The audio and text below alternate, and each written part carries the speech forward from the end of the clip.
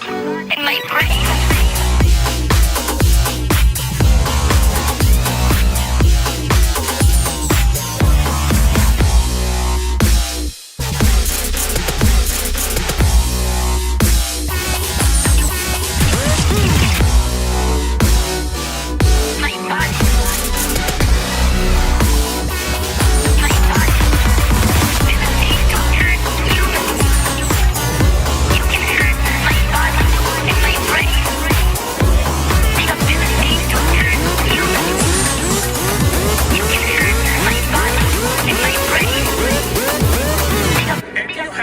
Enough computing power and data, you can hack my body and my brain and my life, and you can understand me better than I understand myself. You can know my personality type, my political views, my sexual preferences, my mental weaknesses, my deepest fears and hopes. You know more about me than I know about myself. And you can do that not just to me, but to everyone. A system that understands us better than we understand ourselves can predict our feelings and decisions, can manipulate our feelings and decisions, and can ultimately make decisions for us.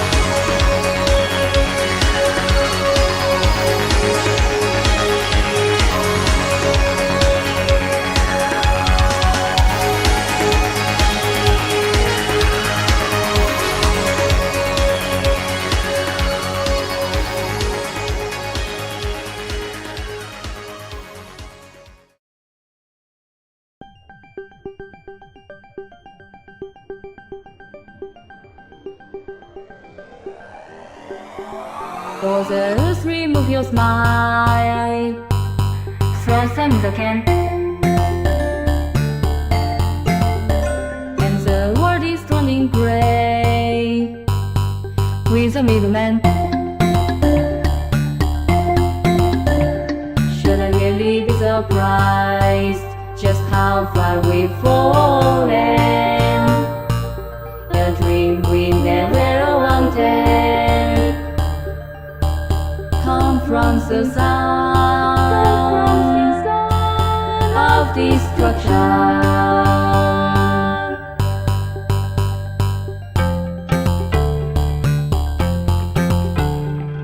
Police, hiding, endless, riots, kill them, babies, save them, pride, stronger, legs, bigger, feds, blast up, bitch, calls, mom says. Let's get used to this, we can't care about it all. Routines when the sky falls to the ground. Let's get this over with, we know how this ends already. Mental woman, what's wrong? Can't you get along? Send the rapist in jail, swears that he is one. Not really a problem until it shows on your doorstep. Now open up, let's get used to this. We can't care about it all. Routines when the sky falls to the ground. Let's get this over with. We know how this ends already. The color is from the tail, Simon. What then should we ask to the public? What then should it is to notice? If it's all over with, you can feel bad about it later. Upload it, just get upload it.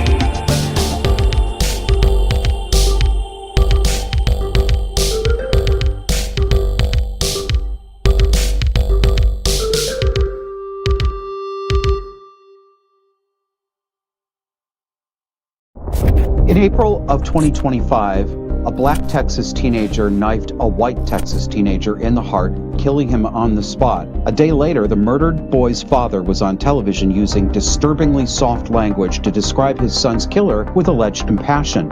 This month, a 22-year-old shot dead conservative commentator Charlie Kirk before an audience of thousands. And less than 2 weeks later, his widow stood in a stadium of 70,000 people, stating that she had forgiven her husband's murderer. In an era when rapists, murderers, and terrorists routinely break the law and suffer no consequences, the public directs its passion toward urging the victims to perform something called forgiveness. What is this forgiveness? Tonight on Disaffected.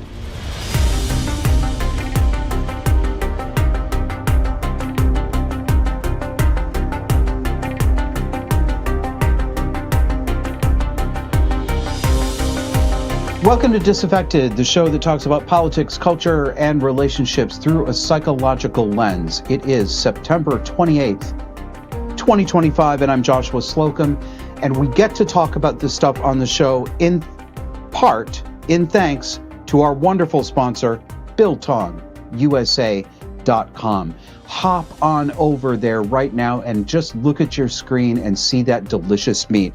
If you've never heard of Biltong, think of it like the most gourmet kind of beef jerky you've ever had. It is far superior to American beef jerky. It's very thinly sliced, vinegar and spice cured meat done in the South African style by the Van Buren family, who, congratulations, is moving into their new production and retail facility this weekend. They've got a great selection of meat. They've got beef, they've got venison, they've got kangaroo, and they've got it in all spice levels. Go over to BiltongUSA.com, check them out, notice their imported grocery section, and when you're all done with your order, let them know that you heard about them on Disaffected by using promo code JOSH to get 10% off your order. We're going to talk about forgiveness tonight in detail, and we're going to be joined later by Harrison Koehli, who is editor of the book Political Ponerology. That book was written by Polish psychiatrist Andrew Lobachevsky, and he endured the first the Nazi and then the communist regimes in Eastern Europe. And the book is about psychopathy and how entire societies can fall under the spell of psychopaths. The book is about evil, political evil. There's plenty of psychopathy on display in American life today, and we've got a bumper crop among our politicians and our media figures.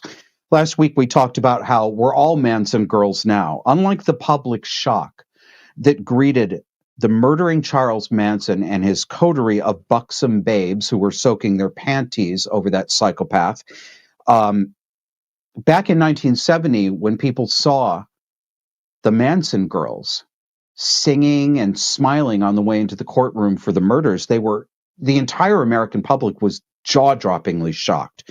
But today, we treat the same kind of frankly expressed evil that the Manson girls did as if it were absolutely normal. Countless thousands of people, mostly young but some older, and all Democrats and leftists, cheered for the murder of Charlie Kirk on September 10th, 2025. We've never seen anything like it.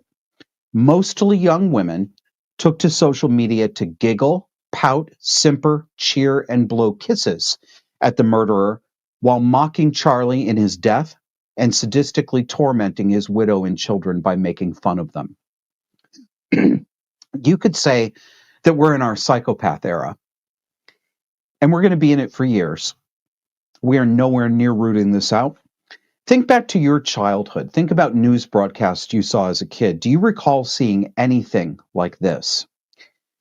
We're going to watch U.S. Representative from Minnesota, Ilhan Omar, defending her cruel comments about Charlie Kirk's death before Caitlin Collins of CNN. Omar may legally, technically, be an American citizen, but she is not an American. She is a grifting third world Somali scumbag, and she's done well enough to trigger her own deportation, which, of course, will never happen. And Caitlin Collins of CNN, and when I play this clip, I want you to look at her face and think about what kind of character traits you see in it. Find jarring is that there are so many people willing to excuse the most reprehensible things that he said, that they agree with that they're willing to have monuments for him, that they want to create a day to honor him, and that they want to produce resolutions in the House of Congress honoring his life and legacy. It is one thing to care about his life, because obviously so many people loved him, including his children and wife. But I am not going to sit here and be judged for not wanting to honor any legacy this man has left behind. That should be in the dustbin of history, and we should hopefully move on and forget the hate that he spewed every single day. Do you think your colleagues who voted, your Democratic colleagues who Both of them sitting there smiling and smirking. Omar's got a great big toothy smile, nice lipstick smile on her face while she says this stuff. He should be in the dustbin of history. We should move on and forget the hate. Well, maybe you can sweep it all up, Omar, and put it in his coffin because he's dead. That's where we should put the dust, right? Don't worry, you got your wish. He is in the dustbin of history in his coffin. But he isn't, because the entire world woke up when they saw that. Yeah, actually, I do believe, provisionally, but I do believe that Ilhan Omar, I believe the allegation that she married her own brother in order to trick immigration and naturalization to get into the country. I find that entirely plausible. I suspect that is exactly what she did. She's working for Somalia, has been since she's been here. She's a foreign invader who should be expelled immediately. Here's another psychopath who almost became our president. Listen to her describe President Trump as a dictator and a tyrant just the other day.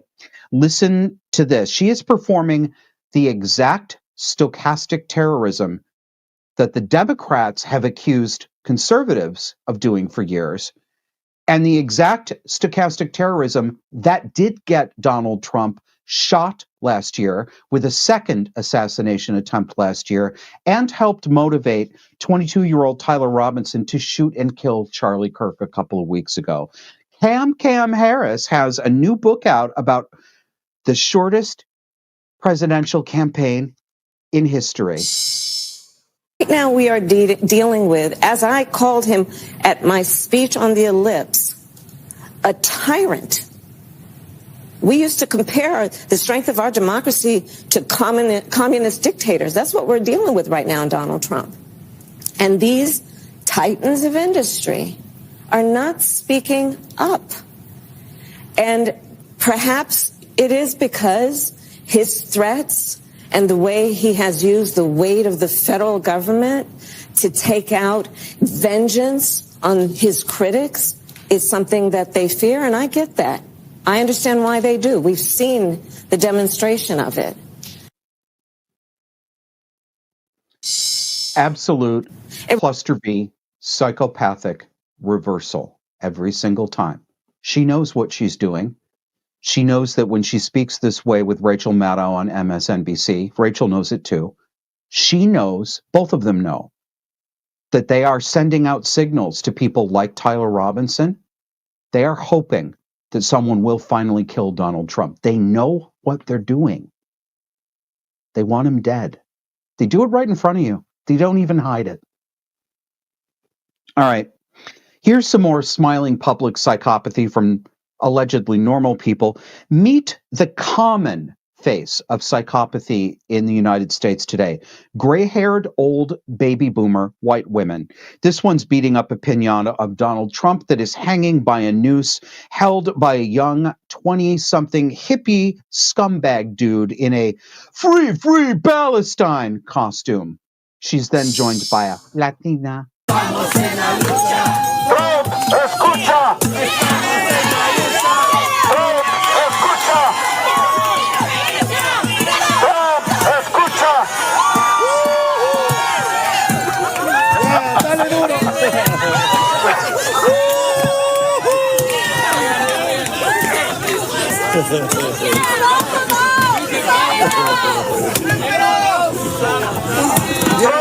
Escucha, estamos en la lucha. Escucha. Did you see her face?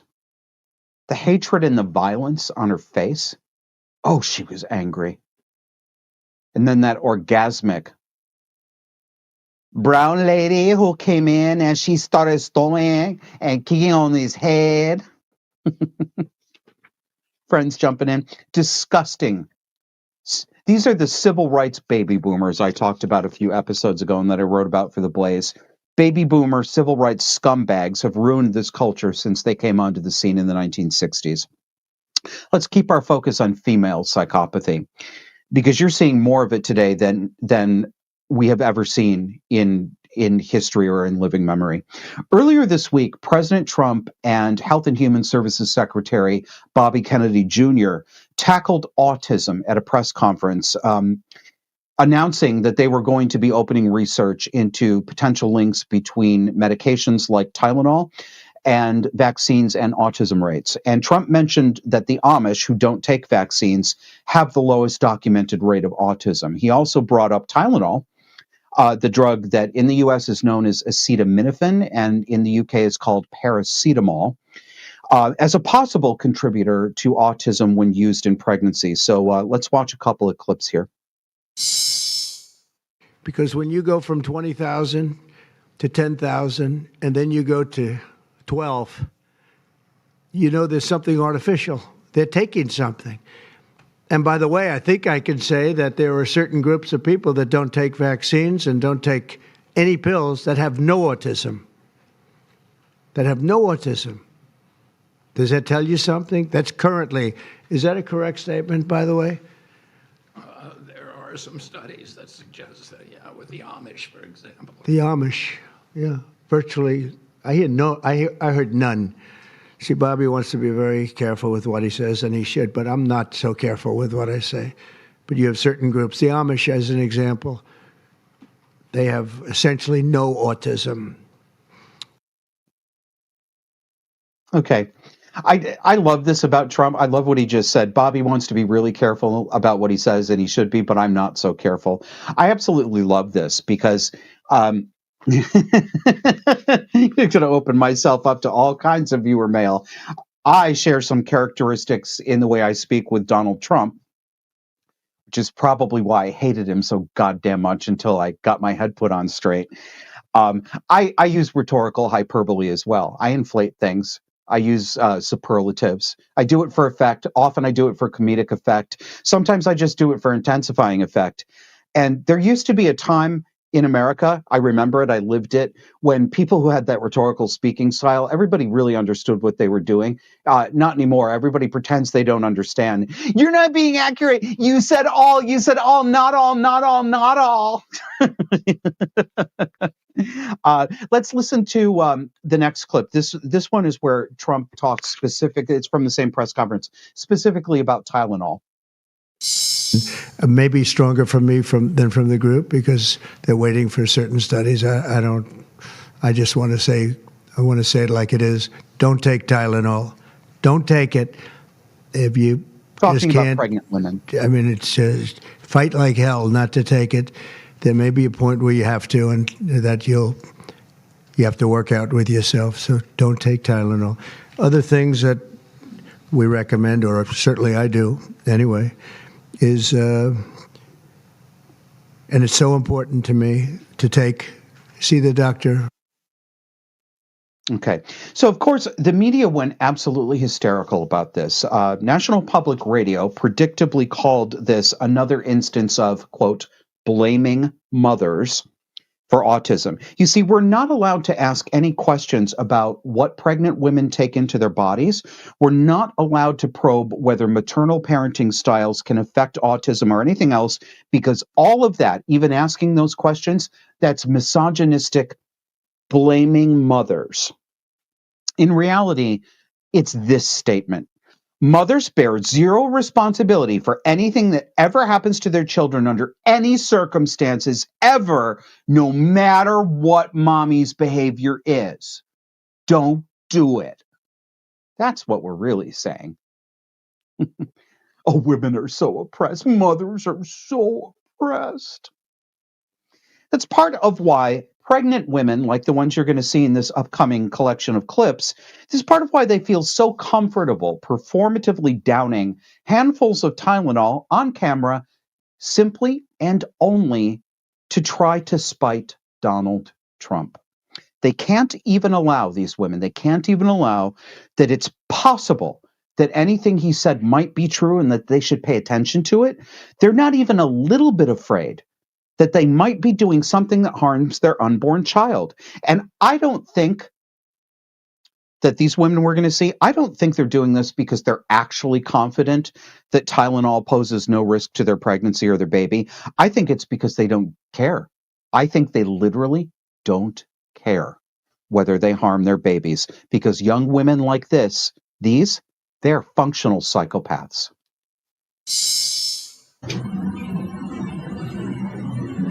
28 weeks pregnant.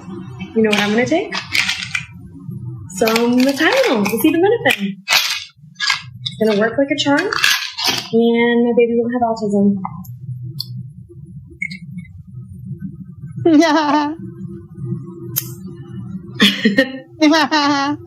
About to take Tylenol for my headache while pregnant because I don't take my medical advice from a man who doesn't have a degree in science, healthcare, or medicine, and who had a parasitic brain infection and was addicted to heroin for 14 years. Yeah, I'll trust my doctors who have their degree. Wake in the morning and I step outside and I take a deep breath and I get real high and I scream from the top of my lungs, what's going on?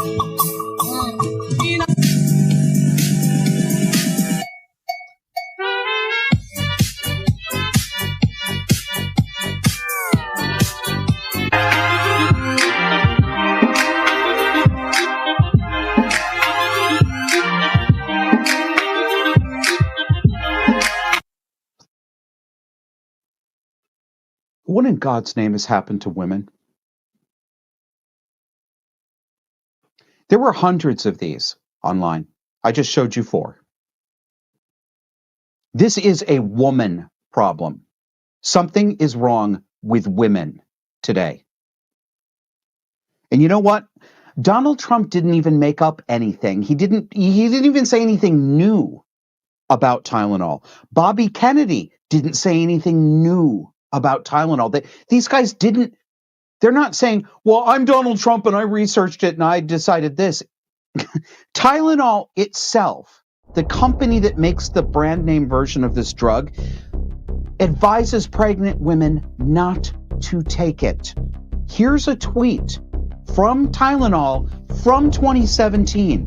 Quote, "We actually don't recommend using any of our products while pregnant. Thank you for taking the time to voice your concerns today." All right, after the break, we're going to tackle a subject that I have been avoiding on the show for a long time, but the day has come. We're going to talk about what I call forgiveness discourse. And in the last block of the show, we're going to be joined by Harrison Koehli, editor of the book Political Ponerology, to talk about psychopathy, redemption, forgiveness, and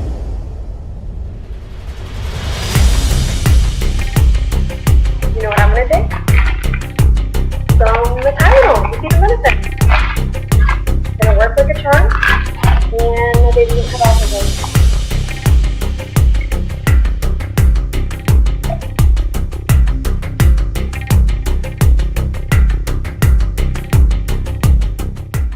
hey, I know you've been waiting for this. I've had some kind of psychological block. I think I've gotten over it. The second part of my conversation with my sister, The Daughter's Tale Part 2, is coming out this Wednesday, October 1st, on all video and audio platforms.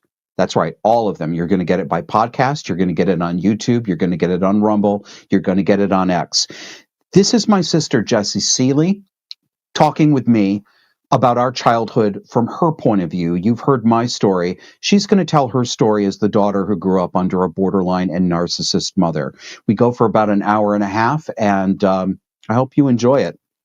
And if you do, if you enjoy anything you hear or see on this show, even the troubling stuff, I hope you'll help support it.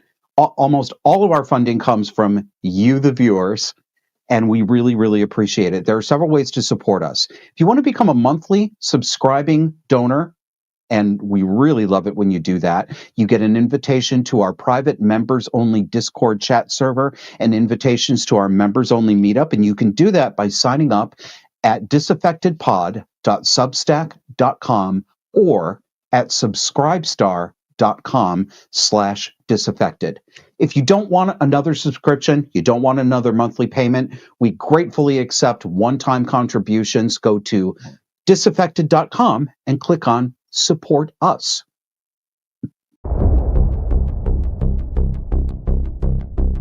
I've been putting off talking about forgiveness on the show for a while.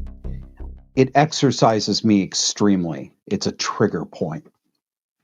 But tonight, it's time, and we're going to talk about what I call forgiveness discourse. You're going to find some of this maybe a little repetitive. There's a reason I'm doing it.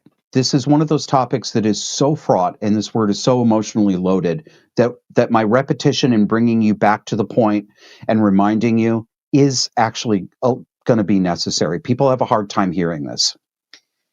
One of the primary points I want to get across in this piece is the importance of giving and understanding specific definitions. I'm asking you in the audience specifically to please pay careful attention to definitions when you hear this. The word forgiveness is so emotionally and culturally loaded that the moment you hear it, I mean, most of us are making automatic moral and emotional assumptions. And we do this before we even know what the speaker actually means by the word forgiveness. In a few minutes, we're going to talk about Charlie Kirk's widow, Erica Kirk. Excuse me. You probably know that she gave an address recently at the stadium-sized memorial for her husband, Charlie. On September 10th, of course, a deranged 22-year-old, allegedly, named Tyler Robinson blew Charlie's carotid artery open with a gun in front of thousands of people when he was speaking on the campus of Utah Valley University. And at his memorial last week, his widow, Erica, said that she forgave the shooter. We're going to come back to that. And I'm going to repeat something several times. I'm going to critique the concept of forgiveness. I'm going to interrogate it. And I'm going to critique Erica Kirk's statement along with some other statements. Critique is not a synonym for criticize. I am not criticizing Erica Kirk, the person. I'm not besmirching her moral character. I'm not telling her what she should do. I'm not going to say she did wrong. I feel nothing but genuine human sympathy for that poor woman. Okay? So please be willing to hear this without jumping to that conclusion. We are going to talk about it. And talking about it is not hating on Erica Kirk. Everyone reacts in a different way to the word forgiveness. But there are a number of people who react rather badly when you want to interrogate the word forgiveness. Any questioning of the concept gets a pretty extreme reaction, from ranging, well, not always extreme, often puzzled to angry when somebody doesn't want to accept that, well, we should just forgive, whatever that means. It's that loaded, but the word forgiveness is not universally defined and understood. When you hear that word from my mouth, you're not hearing the same word and concept that somebody else is saying. You think you are, but you're not. And I know this because I've been trying all week on social media to get people to define it, and just getting them to define it, I don't even think they understand what I'm asking. Say, well, you just have to forgive. Yes, tell me specifically what you mean. Well, you have to forgive. No, you can't restate the word. That's not defining the word. This is really hard for people. It's so basic. It's almost like, you know how you don't think about the fact that you have 2 arms and 2 legs because that's just normal? It's kind of like that. Remember, well, let's do it this way. Let's ask, what does forgiveness mean? There is many definitions, it seems to me, as there are people who use the word. In general, of course, people say that to forgive means to let go of anger, to let go of resentment and hostility toward a person who's wronged you. Okay. Other people go farther than that, and they say that you need to be able to love your enemy, love the person who hurt you, or the parent who abused you, or the psychopath who hurt your child. I don't know what love means in that context either, because the same problem occurs. You ask people that and they get defensive when you don't just simply accept it. Forgiveness is often on my mind because it's the single most common thing that people bring up to me in online conversation and in responses to this show. And that's because I do this show and I make my living, such as it is, talking about child abuse and its effect, talking about cluster B personality disorders. And I do that by using my own childhood experience under an abusive, borderline, and narcissist mother as a template to help other people understand it. I have told you listening and watching pretty much all the family secrets that I know of. Anyone who listens to me pretty much knows all the dirty laundry from my childhood home. I kept it hidden most of my life, and I lied about it. But since putting my mother out of my life almost 10 years ago, I have disgorged everything, almost everything. Yes, I've done that in part over the years for myself, therapeutically, yes. I needed to tell the truth for myself. That was something I needed. But more than that, I do it for you, whoever you are listening. I know that what I experienced was not unique and that many of you have suffered the same way. You've long thought that you were the only one who suffered that way, or that the way you reacted to it made you singularly and uniquely crazy. Like me, you probably didn't think there was a name or a sense-making structure that you could use to describe your abusive father, your mother, your husband, your wife. I know this because you tell it to me in notes and letters and emails and messages to the show. There's a lot that I don't know, but there are some things that I do know. I don't just think I'm right about this, I know that I'm right. It is true that cluster B is rampant in our society and that millions of us suffered it in our homes, and now all of us today, the entire population, are suffering in a cluster B society. But talking as candidly and as caustically as I have about my mother always provokes a good measure of this kind of response. You need to forgive your mother. Every time from multiple people. It's the very first thing that a lot of people say before they even acknowledge the reality or indicate that they took in and understood that the behavior I described from my mother was literally criminally abusive. It wasn't just she spanked us too hard sometimes. It went way beyond that. They act like they didn't even hear it before they jumped to forgiveness. So many people jump right to, oh, but you need to forgive her. Why? Why are we motivated to say this to people? Why is it the first thing that we're moved to say, even before we express empathy or sympathy? And I'm not asking you to do that. That's not the purpose of saying this. But what I'm saying is I do notice that it doesn't occur to onlookers before they're moved to insist that forgiveness happen. Something's wrong with that. I think we've gotten off track morally and ethically and in terms of how we think. And I think that wrong off trackness is indicated by the fact that we reflexively jumped, but you need to forgive, you need to forgive. It's not appropriate often when it's said. That's what I call forgiveness discourse. There's a cultural mandate, at least in the US, to perform for others something that we call forgiveness. And it is a cultural mandate. It's expressed in the same script each time. That's why I know that often it's not actually, people may believe that they're saying it, they'll say, well, this is what you need to do for yourself. You need to forgive for yourself to be healthy. They may think they mean that, but they don't actually mean it. What they want, what people want, and what they think that people like me, or maybe like you who've told your story, what they think we are required to do and to give is a performance of something that they think is virtuous and necessary. They call that thing forgiveness, but they're very hard pressed to define that in a way that makes sense. What do I really think? I think forgiveness discourse is a manifestation of living in our cluster B society. And remember, what I'm calling forgiveness discourse is not the same thing as forgiveness itself. We haven't defined that yet. So don't get bollocksed up. Don't say, Josh is saying that to forgive is cluster B. No, that's not what Josh is saying. Not at all what I'm saying. Forgiveness discourse often ends up being a reversal of morality, normal morality.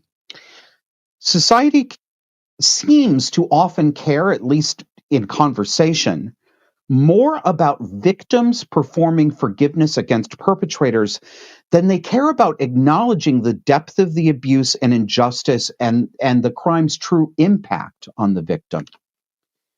Why is that? If that's true, why is that?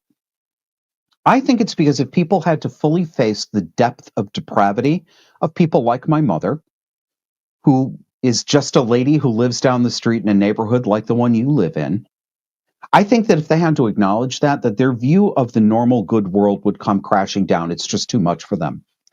It can't really be as bad as he says, and I won't let it be because it's too scary. So what is forgiveness? You know what? We have another feline incursion. That's what this is for. And I can do this because I love you, Kitty. Please forgive me. Perils of working from home. All right.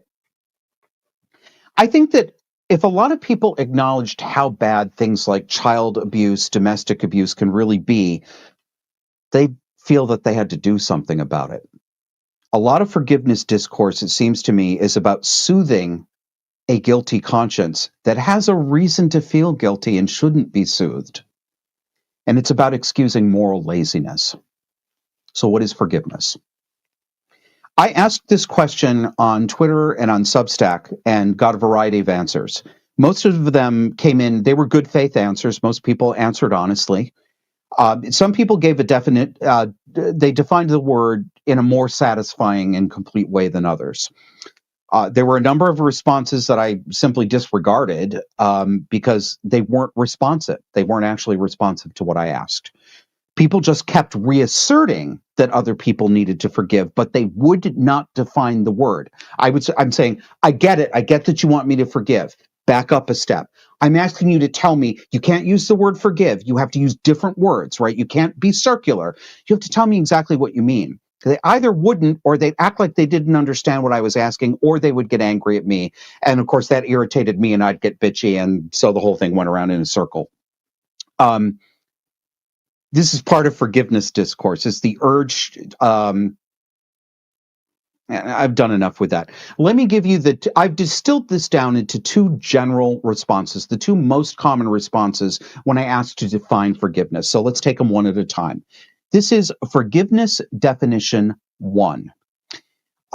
Releasing or overcoming all negative emotionality towards someone who has hurt you. Various people cite anger, wrath, rage, resentment, or hate as the negative emotions that need to be purged. And note, those words themselves are never specifically defined. No one ever says what hate means. And it's not self-evident. It just isn't. Forgiveness definition number 2, releasing any debt that the person who harmed you may owe you. It's similar in emotional terms to forgiving a cash loan and turning it into a gift, deciding that you're not going to collect on that emotional debt. It also includes foregoing the right to personal retribution and vengeance. That was the other most common definition. Let's take definition number 1, which is releasing negative emotionality.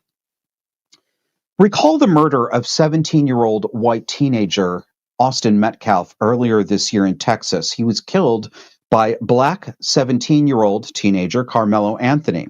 Recall that Carmelo Anthony stabbed Austin Metcalf in the heart with a knife because Metcalf told him that he was in the wrong private seating area at a sports event. And also recall that Carmelo Anthony, the perpetrator, admitted on the scene what he had done, but immediately asked the responding cops if what he did qualified as self-defense. This was an obvious conscience-free psychopath. And yeah, he murdered Austin Metcalf because Austin Metcalf was a white boy, and everyone knows it. Here, we're going to show you again Austin Metcalf's father the very next day after his son was not even 24 hours after his son was murdered. It's very unfortunate that this other child decided to make a bad choice that's going to affect him for the rest of his life. I have compassion for every human being. This is not, I want to make this very clear. This is not a race issue. This is not a black and white issue. I don't want someone stepping up on a soapbox trying to politicize this. I don't appreciate some of the remarks I've seen online that people say there was this fight and they don't know. They weren't there. Okay. That affect was odd, and everyone who watched it knows it was odd. Everyone. He described his son's murderer less than 24 hours later as that other child who made a bad choice. Very soft language from a man whose son had just been stabbed in the heart and killed. Mr. Metcalf seemed most concerned to say that he has, quote, compassion, another word that we use all the time and never define, compassion for the murderer, Carmelo Anthony. He was very concerned to say that it was not a race issue, suspiciously concerned with wedging that in there. I concur with the people who say that the Department of Justice's Community Relations Service very likely came down on the dad and pressed him to keep a lid on race sentiment. I think that's exactly what they did, and he cooperated with it. It's disgusting. Mr. Metcalf didn't, of course, say the word forgiveness. He didn't make the statement, I forgive him. But he performed that he forgave the murderer that day in his language. That was a performance of virtue and forgiveness. I don't believe him. Not because I think he's a liar. I don't have anything to base that on. I don't think that, at least, I don't think he's a liar in a conscious way. Yes, he was also grieving. But that's not what most humans, that's not where most of our minds go to in a situation like this. Humans, mortal people, we're not gods, just mortal people. We don't have the capacity to discharge all negative emotion about somebody who murdered our family member within a day of that murder. That's not real. Everyone listening to this knows that's not real too. So why did Mr. Metcalf say it? I think it's because he detects that he has to. He detects that we expect it as a culture. He's right, we do expect it. We expect it so much that we move immediately to talking about compassion for the murderer and forgiveness for the murderer before the body is even cold. Literally. Well, we do this well before the outrage over a murder or an assassination or something similar has even been fully acknowledged. Writer Paul, and forgive me, sir, I don't know how your name is pronounced, Paul Dohse Sr., it's spelled D-O-H-S-E, calls this carte blanche forgiveness. And friend of the show, Glenn, turned me onto this article. And Glenn, thank you very much. Good reading, and I'm going to read more of it. So writer Paul Dohse Sr. calls this carte blanche forgiveness or blank check forgiveness. He applies this term to Erica Kirk's speech at her husband Charlie's memorial. He says, quote, "And so it begins at Kirk's memorial service. Kirk's wife announced that she has forgiven Charlie's assassin. Ugh. I have written 16 articles on blank check forgiveness, which can be read here," and he points to them.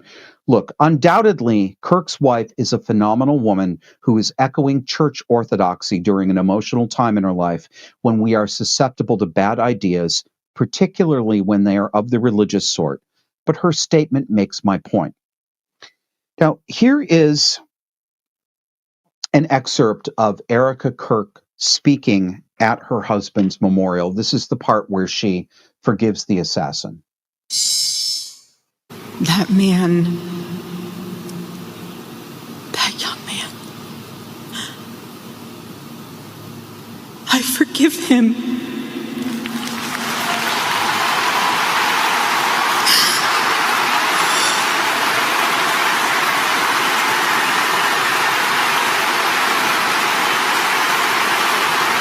I forgive him because it was what Christ did and is what Charlie would do. Okay, so before I go on, I'm going to do that repetitive thing. I need to bring you back and keep you with me. I'm about to critique this, but I'm not criticizing Erica Kirk, the person. She's in profound pain, the kind of pain that, thank God, most of us will never experience. I wish her only comfort and good things. We are allowed to critique, and it's not an assault on the widow. I found that scene vulgar and disturbing. Not Erica Kirk the woman. I found the combination of the spectacle, the public spectacle of the grieving widow, the close-ups of the audience, the reverse shots of the tearful crowd rising to give a standing ovation right at the moment that she raises her eyes to the heavens and breaks down in tears and pronounces that she's forgiven her husband's murderer. I found that tableau disturbing. That is forgiveness discourse. Charlie Kirk at that point wasn't even in the ground yet.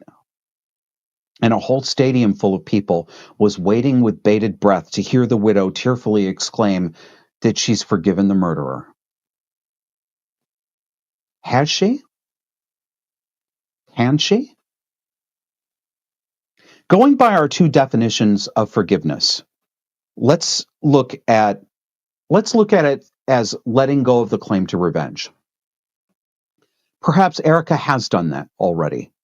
Perhaps she's already made peace with the fact that justice will come through the legal system and from God, not through her own personal retribution. I can believe that. That's reasonable to me. I think it's hard. I question whether she's all the way there, but I can believe she's part way there. I don't believe for 1 second that that's what most people mean when they applaud what she calls her forgiveness. That's not what they're applauding for. They're applauding a performance of something called fawning, the trauma reaction. It's part of fight, flight, freeze, or fawn, the different reactions we can have when we're in a traumatic situation and trying to get out of it. We fawn, we make nice, we make ourselves appear even more meek and humble than maybe we really are because we feel overwhelmed and powerless, and we often are overwhelmed and powerless against something bigger than us. There's a reason we do this. Again, I'm not criticizing Erica Kirk, the person. I think that we have this fawn reaction and that it's part of culturally mandated forgiveness discourse due to the long-term feminization of Christianity and of culture. Soft and gentle hippie Jesus reigns supreme for people these days. People who call themselves Christians pretend that they don't know that Jesus he didn't just turn the other cheek, he also flipped over the tables in the temple. He also whipped the money changers in the temple. They pretend that they don't know that Jesus said that he came not to bring peace, but a sword. They pretend, Christians, that they don't know that he said that it would be better to drown with a millstone around your neck than it would be to harm a child. But according to Scripture, he did say those things, and they know that he said those things. They know. These Christians are lying. And when they refuse to acknowledge they're lying when they refuse to acknowledge that he wasn't just hippie Jesus. I'm not a Christian, but I think that I have a more realistic perception of Jesus according to the Scripture than most of these people I'm talking about do.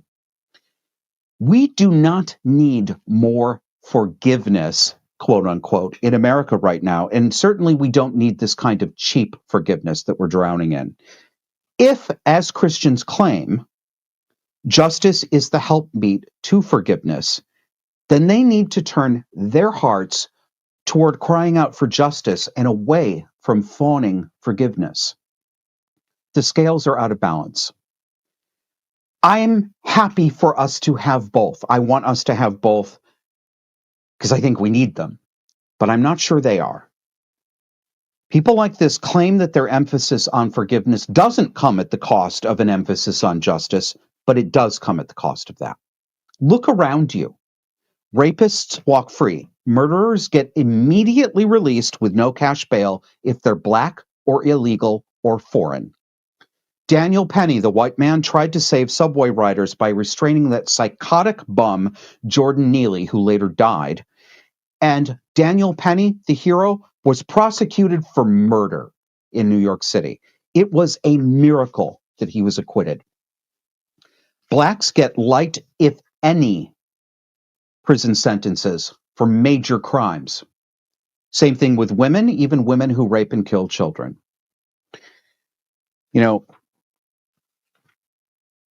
Don't talk to me about turning the other cheek. Stop saying that. We can talk about turning the other cheek when you are willing to acknowledge the sword that Jesus is carrying too. Deal? In the next segment, we're going to talk to writer Harrison Koehli about evil, redemption, and forgiveness. He's the translator and editor of the book Political Ponerology, a book by Polish psychiatrist Andrew Lobachevsky. And Lobachevsky escaped first the Nazi and then the communist regimes in Eastern Europe. And he wrote this book about the psychology of totalitarianism. He's talking about cluster B. He's talking about psychopaths. Ponerology means the study of evil. And I highly recommend Harrison Koehli's Substack, which is also called Political Ponerology. He has a lot to say about societies under the sway of psychopaths. And we're living in one. And I want to close this monologue out. Yeah, I have a few more words to give you. Thank you for staying with me. I know this is a long one. I offer you on this show and in this piece my perspective as someone who was once an abused child and whose experience in childhood shaped him into a broken man with addiction, mental illness, and torment. I lived a lot of my life in despair. Were I the suicidal type? I'm not. But were I the suicidal type, I would have killed myself decades ago. For whatever reason, I'm not. I want to live. Even in the times when I wanted to go to sleep and never wake up, I couldn't even get close to actually doing it. Now, of course, I'm much better off today than I was years ago. I have many blessings. I'm not nearly as tortured as I used to be. But I am still heavily and pretty obviously damaged. But life is worth living, and life is good, and I don't mean to imply otherwise. I'm setting the stage for you. I think that I am a reasonable stand-in for the minds and hearts of many formerly abused children. I do think that my view on forgiveness discourse probably speaks to concerns that many of these people have, but your mileage may vary. The world, the concepts of justice and forgiveness, they look very different to people like me, or people like you. Many of you in the audience are a people like me. They look very different to people who had normal, non-abusive childhoods. What you normal people could see in your normal childhood home wasn't real for us. I thought happy families that I saw as a child, for example, in my Cub Scout troop, when we'd go over to the den mom's house and I'd see how happy the family used to be, I thought that was literally artificial. I thought it was scripted, like the sitcom families whose problems were all wrapped up in 22 minutes. I didn't believe it was real. Children like me, children like my sister, like many of you, children pay the price for the sins of their abusive parents, quite literally. Children are literally jailed because their parents abused them. My brother and sister and I were raised by a personality disordered woman wearing a mother's mask. The man she brought into our home and married beat me, he beat her, he molested his own daughter, and he tried to murder my mother while we 3 children watched. I was 9 years old. When my sister and I, in our own time, as we started to grow up, when we entered adolescence, we both fell apart. There were suicide attempts. I told you I'm not the suicidal type, and I'm not, but I did try to kill myself a couple times at 12 and 13 years old. There was despair. There was depression, sometimes to the point of catatonia.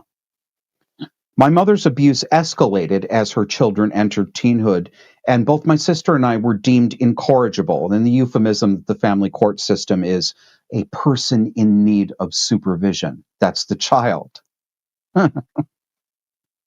We were both placed in institutions where we stayed for the rest of our teen years until both of us found a way to emancipate ourselves. We, my sister and I, were literally sent to kiddie jail because our mother tormented us criminally. This is still going on today. It's no different for children today. The poor children mistreated by their parents are taken into care, and it may be the better of 2 bad options, but it's still a bad option. On the first night I was placed in an emergency shelter, my roommate moved on me sexually. I was between 12 and 13 years old. There I was in a kid jail with a court order that I was a bad child while my mother got to go home scot-free. Her movement wasn't restricted. She wasn't called to testify in family court about her sins, but I was.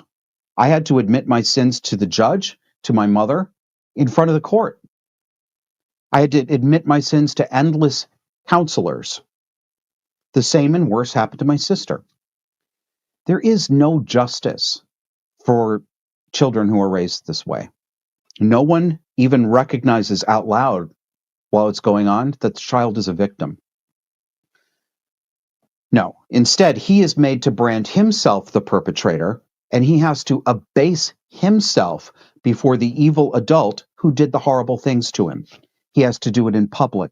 He has to lie to every counselor and pretend to be penitent, hiding his anger at the injustice. Yes, I'm talking about myself, but I'm also talking about millions of kids. If he doesn't, his jail time is extended. Yes. Well, you're not making enough progress to move up enough to the next level. You really need to take responsibility for yourself, Josh. When normal people urge people like me to forgive, they have no idea what they're really asking for. They have not experienced what I'm talking about. They hear the words mother and father, and they have an image in their head of the good and normal mother and father that they experienced and that they saw in their extended families. And And that's just not how it was for kids like me.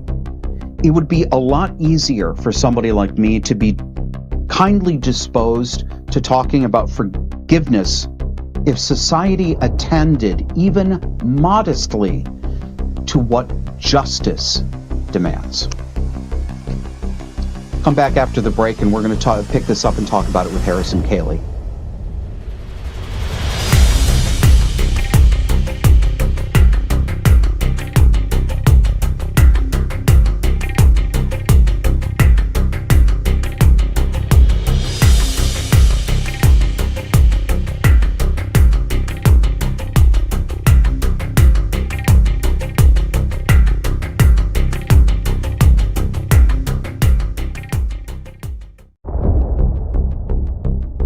Harrison Koehli is the editor behind Andrew Lobachevsky's book, Political Ponerology, which is a psychiatrist's study of political evil.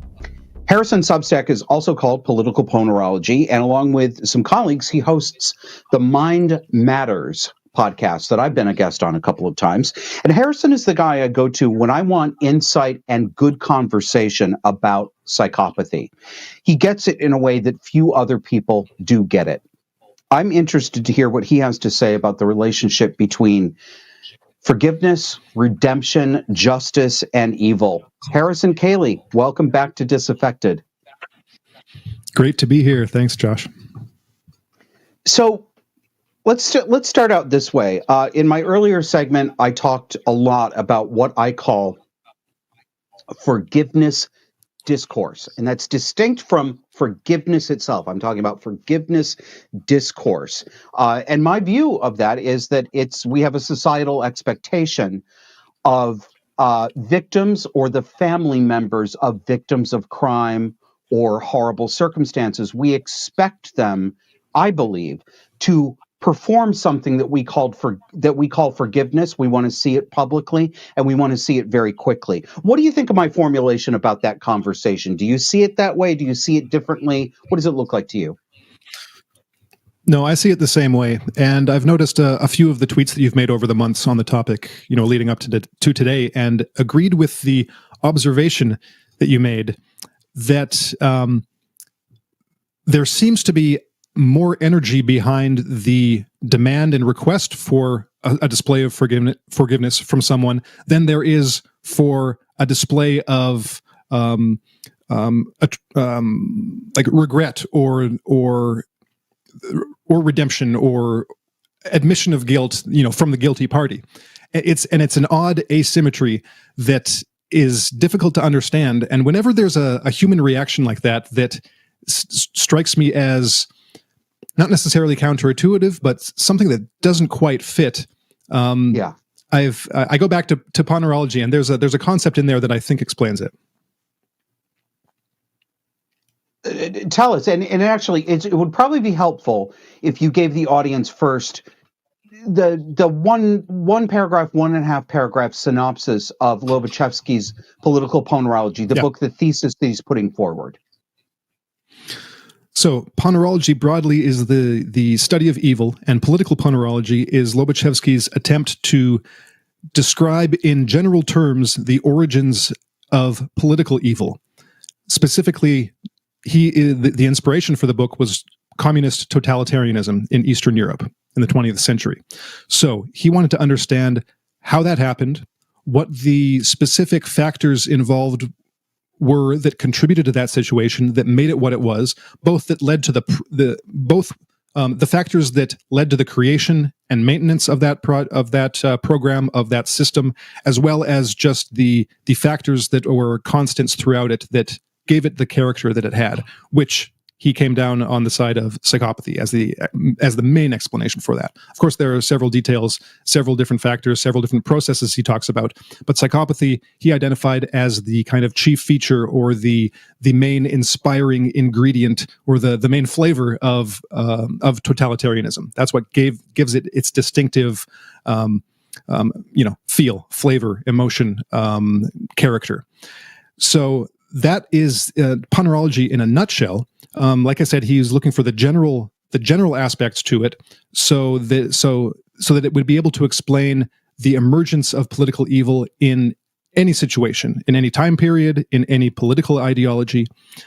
He was very focused on keeping it general, often to the point of obscurity, because he was notorious for not giving examples for a lot of the concepts that he talked about. And he could have just, taken them out of his own personal experience, but he avoided that.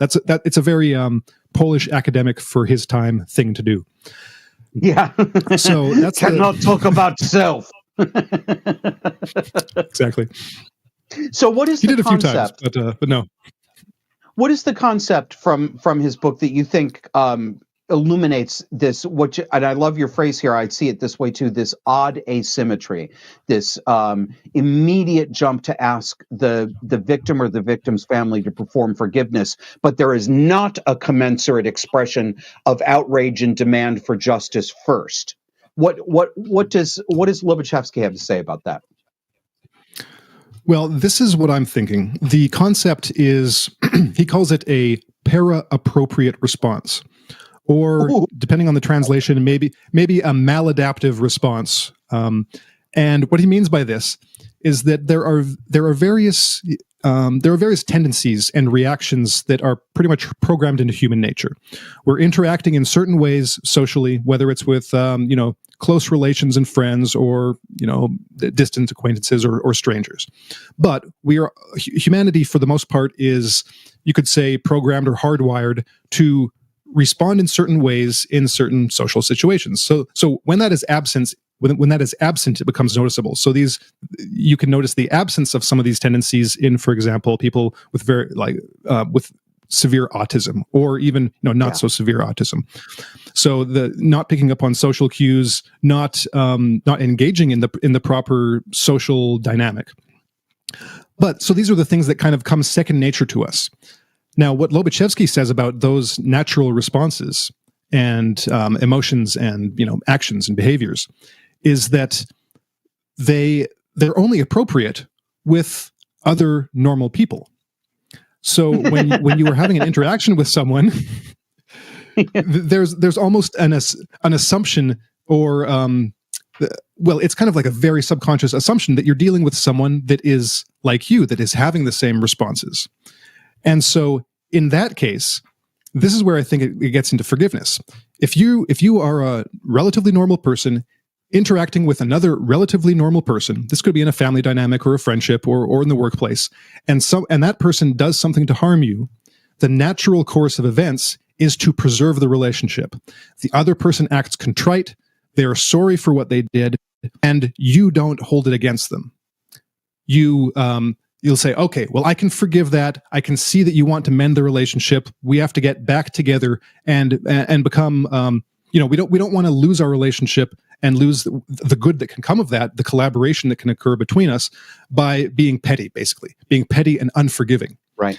And so that's the normal thing. And so when you're looking at a normal, at that normal interaction, if you were to see someone that took even the slightest, the smallest slight personally to the point of being totally unforgiving, you would look at that person and say they're being unreasonable. It would probably be better for you to forgive in this instance. Yeah. And so the point that, so what Lobachevsky says about para-appropriate responses or maladaptive responses, he says that he compares it to the instinct of an animal. So let's say like the instinct of an insect, like an ant or a bee, where they have very programmed responses. Now, when you place them in an artificial situation that is outside the norm of their behavior, you can trigger that instinct to the point where it's detrimental to that ant. So that might be like the ant spiral of death, right? Where they get locked into a certain behavior and they can't get out of it, and so they die.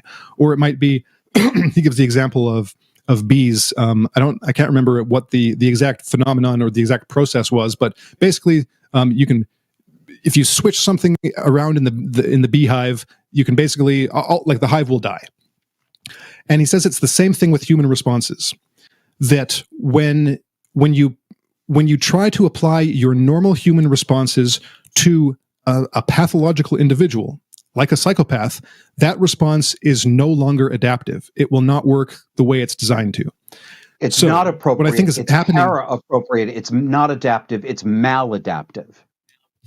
right? So what I think what's happening here is that in a situation where a person is the victim of a psychopathic or a personality disordered crime against them, or some kind of infliction of suffering, most people looking at that are having the reaction as if they're not ready for.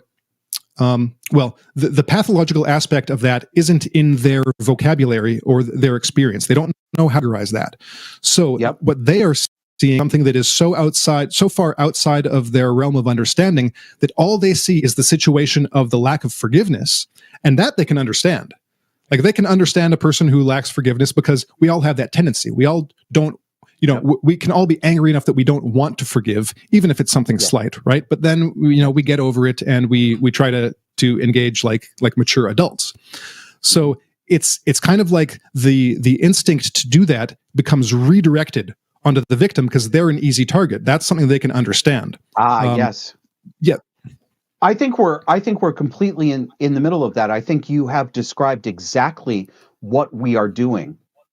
In Western society, particularly in America right now, we are redirecting that impulse back onto the victim, but we're not acknowledging that the perpetrator, I mean, obviously, the guy who shot Charlie Kirk, right? He's not going to express contrition. We understand that. That's not a realistic expectation. But we are... I'm using the Charlie Kirk shooting and Erica Kirk's response as an example to open the conversation, but it's not the universe of this response. I see this everywhere. We collectively are urging, pushing, cajoling, sometimes exhorting people who have been harmed in some way to demonstrate forgiveness. But the people who are exhorting us to do that, and I'm telling you, I watch it. You've seen me do it on Twitter. It does not even occur to them, Harrison. The thought doesn't even occur to them to look at the perp first and say, you had better goddamn well express some contrition if you want some forgiveness. They go right over it. It's not even there. They act as though, we act as though there isn't actually a perpetrator who did wrong. We turn the victim into a perpetrator of not forgiving. Does that make sense? Mm-hmm. And I'm very disturbed by it. I mean, I don't know if you watched any of the Charlie Kirk memorial where, it was hours and hours. There were musicians, there were many speakers. Erica Kirk, the widow, was one speaker. And I've tried to go to great lengths in the earlier segment to make clear to people that I'm not criticizing Erica Kirk, the grieving widow and the woman. I'm not saying that she has bad character. I don't even mean to imply that. I don't have hate in my heart, okay? But I must tell you, when I saw, it's about 30 seconds of her address where she chokes up, she looks up at the heavens, and she says, I forgive that man. And immediately the cameras cut to the audience and to close-ups of people rising up out of their seats, tears streaming down their face, looks of anguish and joy, almost religious rapture, and they're screaming. They're screaming with applause. I got chills looking at that, and I don't mean pleasant chills. I am really creeped out chills by this. I found it really disturbing. And I don't mean that I found Erica Kirk disturbing. I don't mean that I think any of those people who are feeling those emotions are bad people. I genuinely don't mean that. But I do mean that entire spectacle, I said, Jesus Christ, something's really wrong here. Am I making any sense? Yeah. I think that, well, I think there's a few things going on there. Well, I've got mixed thoughts on it. So I can agree. I agree.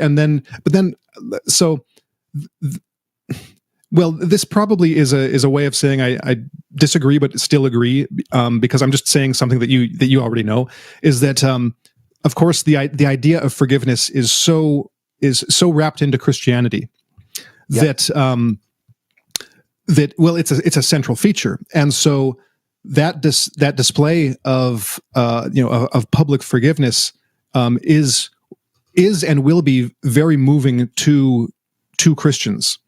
Well, to a lot of Christians, not necessarily all of them.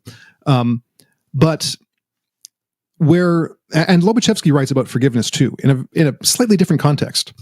He's got a whole chapter on it, or a whole section of one of the final chapters of his book. But so when I see that, well, it's hard to know, because I'd like to have a conversation with a lot of those people, right, and try to figure out where they're at and what they understand. Because, like you said, there are assumptions about what definition people are operating on when they use the word forgiveness and what they actually mean by it. And that's why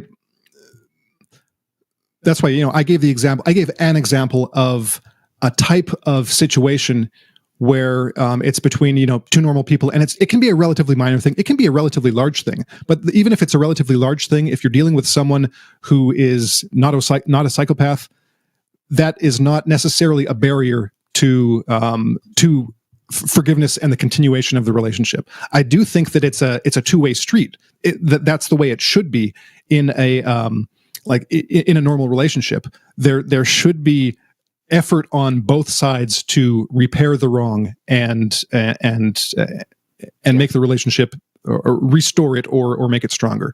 I think that's the normal interaction. So when I saw the same thing, where I go to with that is that I think that people's understanding of forgiveness and even their faith would be, or could be, made stronger or clarified with a little bit of extra understanding of all of these other things, right? About psychopathy and things like that, because that puts that adds another category of experience that people need to think about and learn to navigate. I'll get into, if you want, I'll get into a little bit of what, like, Lobachevsky specifically, how he talks about forgiveness. Yeah, please. Is that cool? Because he mentions that I did a quick search, preparing to speak to you today, just to remind myself of the different contexts that he uses it in. And the main one is a big one. So he's talking about what he calls a macro social level. So he described it. He described at the end of the communist era a feeling of solidarity among people. Of course, there was the solidarity movement in Poland, in the 80s, and so that was kind of an expression of this solidarity that he saw, because after 30 to 40 years of the experience of communist pathocracy, the way he described it is that all of the normal people teamed up with each other. They became closer to each other. They helped each other because they essentially had a common enemy in the ruling elite. The 6% party members that ruled over them. And so you could go to a stranger on the street if you were in trouble, and they would help you because they could understand the situation you were in. Like, if you needed fake documents or whatever, you could find someone to help you out. There was a sense of solidarity and helping each other out. He described that as the creation of a society of normal people. And at the end of communism, so he was writing this in the 80s, before the fall of all the communist regimes, and he recommended and he predicted that the fall of communism would be, for the most part, nonviolent. And he specifically advocated for forgiveness. And the way I would translate that, or translate it into other terms, is mass amnesty. And that's essentially what happened. So the people of these countries, now this was probably largely a strategic or tactical or practical choice. What is the way to get rid of these people? They're not going to go willingly. They're not going to give up their power willingly. But if we tell them, or if we agree not to take retribution against them, if we agree that as long as you leave power, you'll be fine. In some countries, it was you might not be able to join the new government, or be a new civil servant, you or whatever. Be allowed to hold public office or a civil servant status, things like that. Yeah, and And that was only in some countries. In some countries, the doors were wide open, so a lot of them came back. But it was almost, the way he described it, was a societal decision to basically carry out a mass forgiveness of the people who had ruled over them for 40 years. And part of that was practical. It's like in a war. When there's a war between two parties and you have a ceasefire, you let a lot of bygones be bygones on the battlefield by offering amnesty to the opposing forces. So that's what he wrote about it on the mass scale. Do you have any comments on that or questions? Well, I have an initial gut reaction, and the initial gut reaction is negative. But I'm reading back into the past stuff that's going on in front of me right now. So I'm just I have almost an allergic reaction to the concept of amnesty at this point. Related to all of this, because I think that Western society for the past, for decades, has been nothing but mass amnesty for wrongdoing. Mass amnesty, I mean, in a literal sense, we've had that for hundreds of thousands of immigrants. We just decided, from certain countries that illegal immigrants, you're dreamers now. You're you're dreamers. You're not illegal aliens, or even though a lot of those people, of course, were brought over as children, they didn't make that choice themselves. But I'm reflexively against amnesty at the moment, because I think what we're lacking is justice, punishment, and proper retribution. I don't mean vengeance. I don't mean I'm going to rape your daughter because you raped mine. That is not what I mean. I mean things like you're going to go to jail or you will hang at the gallows. Yes, I think we should have many more executions, and yes, I think they should be done publicly. It's not going to happen, but I do think that. I wonder, Harrison, you're a Christian, yes? Yes, of a sort. Yeah, I'm not non-denominational. Non-denominational. Okay, all right. So, and I'm not, but I don't know that I'm also not a Christian too. I'm a confused agnostic, right? It seems to me that, and you've seen these conversations that I've had on social media where I bring up the topic of forgiveness, and sometimes it gets heated because I get easily heated on social media. But I find it very difficult to get people to focus on exactly what's being asked and to completely and truthfully and specifically answer what's asked.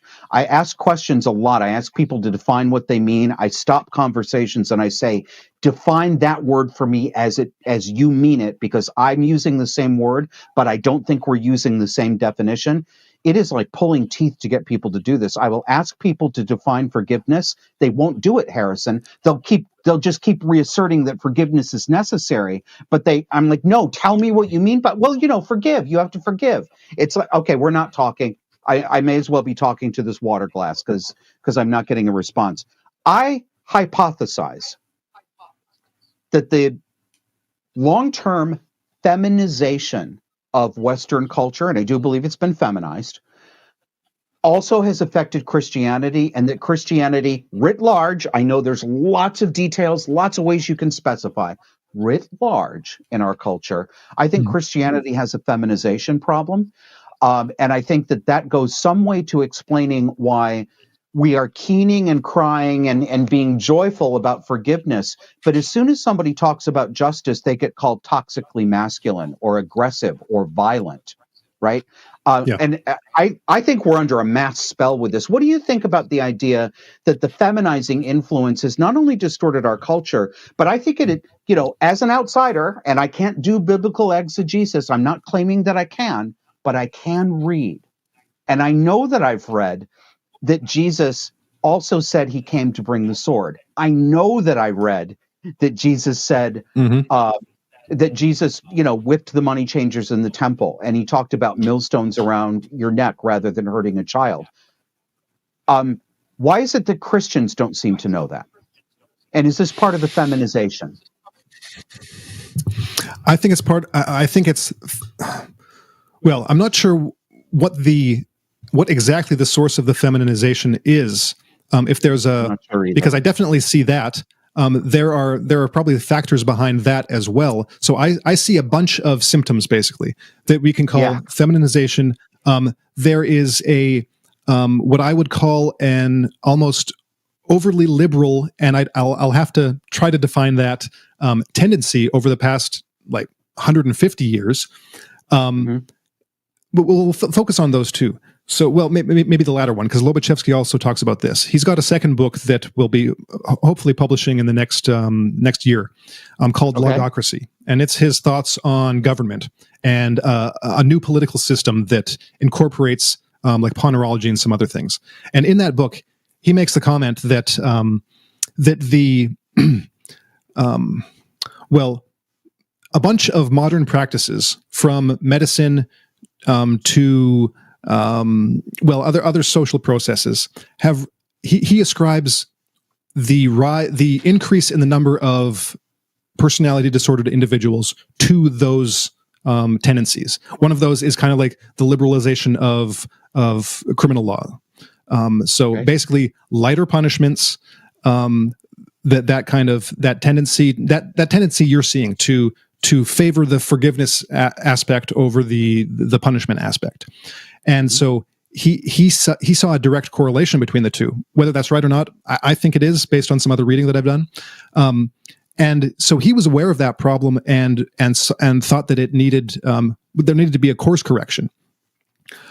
Now, he himself was a very I would call like to put it in the kindest terms, he was a very humane and, I think, kind-hearted individual. And of course, there are negatives that come along with that personality type. And I think squishy. So. I think squishy liberal. It's hard to say, because he had very conservative and very liberal positions on things. So he was an anomaly in that regard. Maybe it's just because he wasn't American, and in the U.S. things are very polarized in certain ways that they probably aren't in like European countries. So so that was his perspective, but he did see that that by liberalizing criminal law, you create tons of social problems, mainly because there's no disincentive for crime. So you're going to have a rise in crime. You're going to have a rise in the number of he thought that certain personality disorders were genetic, like 100%. So he thought that would inevitably lead to an increase in the proportion of the population that is personality disordered or psychopathic. And so he did think that the whole criminal justice system needed to be reformed. He who knows exactly how he would have he wasn't very specific about what it would look like. He just had a few guidelines, but the gist of it is that there needs to be a more my interpretation of that is kind of similar to yours, is that there needs to be a stronger system of what would you call it? Just punishment. The form of that punishment would be, we can have a debate on, but hard criminals, need to be taken out of society in some way. Go ahead. Let me jump in on that. It all makes sense, and I agree with it.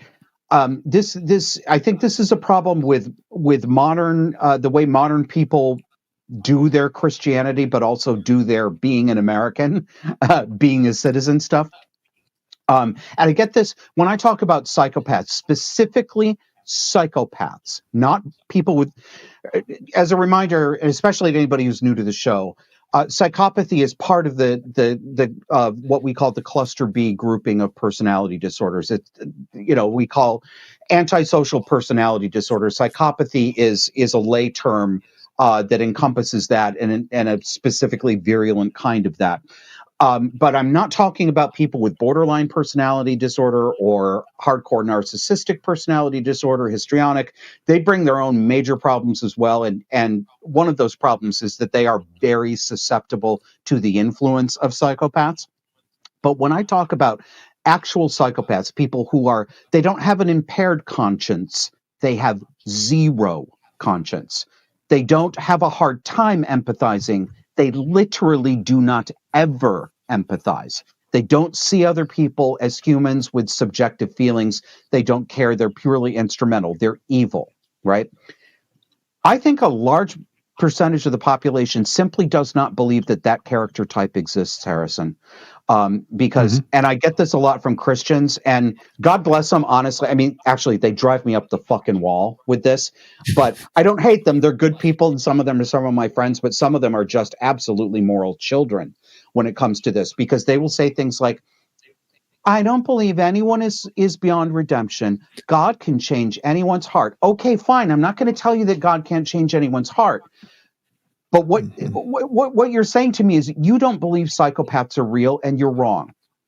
You're wrong. They are real. There are objectively, demonstrably people in this world who cannot be loved back to having a conscience that they never had.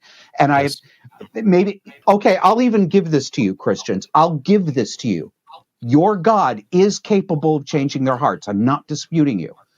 But I've never seen your God change the hearts of the group that we call psychopaths. It doesn't happen. So can we talk about the real world? Do you know what I mean? Mm-hmm. And I think they don't want to acknowledge I see the same thing. Do you? Yeah.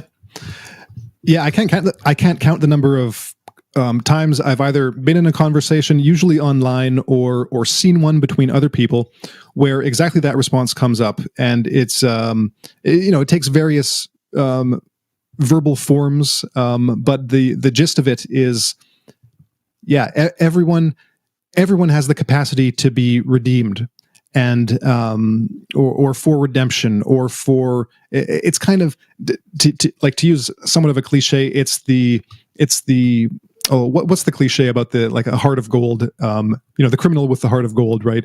Or the hooker with the heart of gold. Yeah, that's yeah. So that's what it is. Is that it's but you see it play out in movies and TV shows or romance novels where you've got the bad boy, criminal underworld type guy, and then but really deep down he's got he's sensitive, and it's the Beauty and the Beast. He just needs the woman to flippin' nonsense.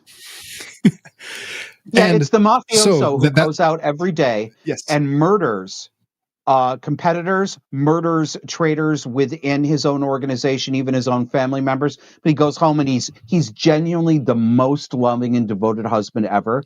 It's Hollywood fantasy. This is not a real personality type. I don't think it is. I mean, maybe you do, but I don't. No.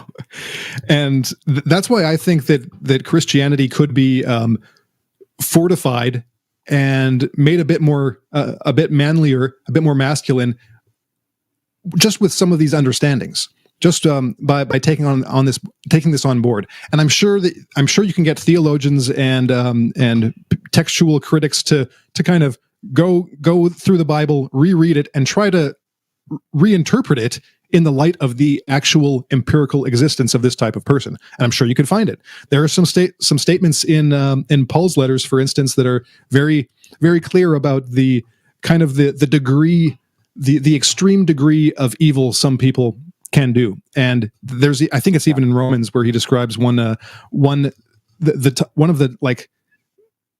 the context, he's describing kind of one of the most evil types of person, and he's describing the person that basically corrupts other people to become evil out of that person's own sense of, like jollies, basically, that they take enjoyment from perverting and corrupting another individual. Yeah. And that's what psychopaths do. So you could probably find all kinds of stuff like that in the Bible if you look hard enough, and with focus given on that, on these topics, on these ideas, on the existence, like the empirical existence of these types of individuals, that might change the way that a lot of Christians see the world in important ways, and in ways that could make some actual positive changes to the way that we currently do things, which is ineffective. And like you said, we could just repeat the problem, because the problem is that we do grant mass amnesty, like blank check forgiveness, as you say, right? Blank check forgiveness.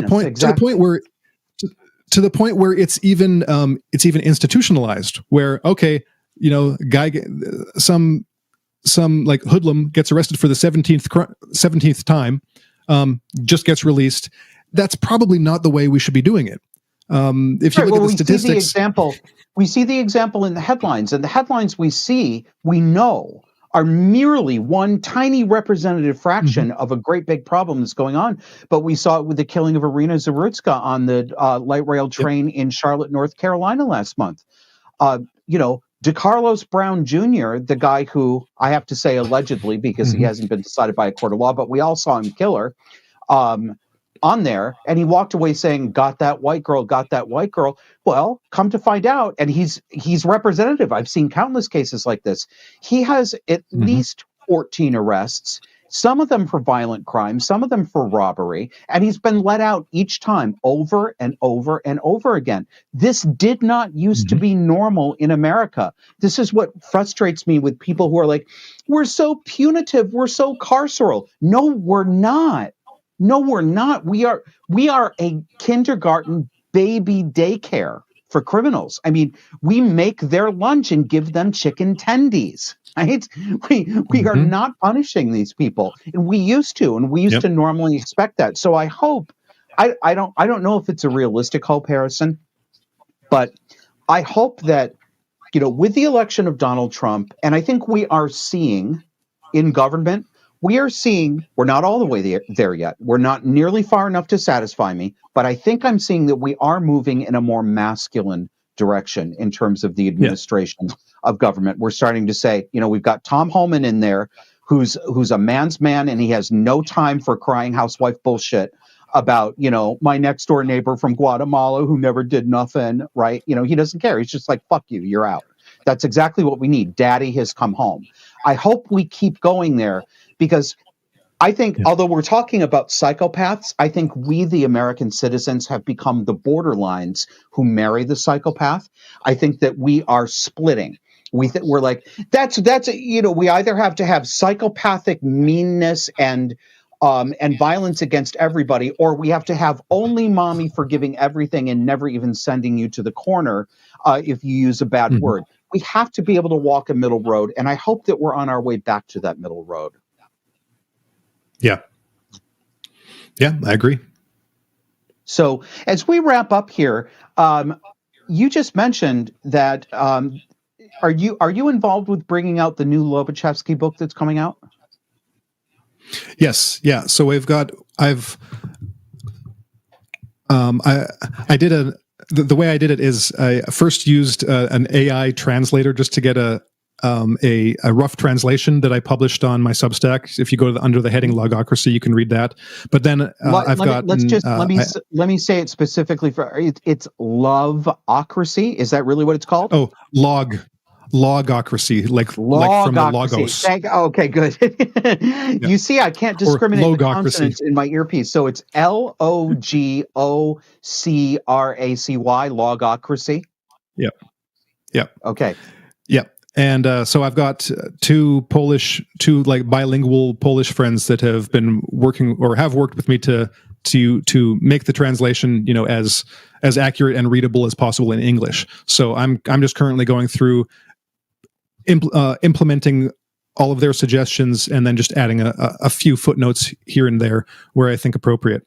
So yeah, I'm working on that. And actually on my Substack, I just started with my paid subscribers. Every 2 weeks, we cover a chapter or two, just discussing it, going over the main points. Yeah. Excellent. I think we have a graphic. I want to remind people as we say goodbye to you, that they really should check out your Substack, because, I don't know anyone else out there who's writing on psychopathy and political evil the way you are. And I think it's incredibly important. And if anybody listening to this, if you, and I know you do, audience, because you tell me this, if you get some relief listening to me because I recognize things that you thought only you recognized, that's exactly what I get from Harrison. I go over there and I'm like, Oh, he sees it too. So definitely check out Political Ponerology on Substack. Any place else people should look for your work, Harrison? No, that's the main place. You can always, if you go there, you can find links somewhere to my other social media. Like I'm on Twitter, I've got Mind Matters on YouTube, but Substack's the main place for this kind of thing. If you want to interact and interact specifically on these topics, that's the place to go.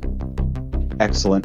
Harrison Koehli, thank you very much for joining us again on Disaffected. I appreciate your time, and I look forward to seeing the new book too. So I'm going to be haunting your Substack. Great. Thanks, Josh. All right. That's going to be the show for this week, everybody. Thank you for watching. Thank you for listening. Have a good night.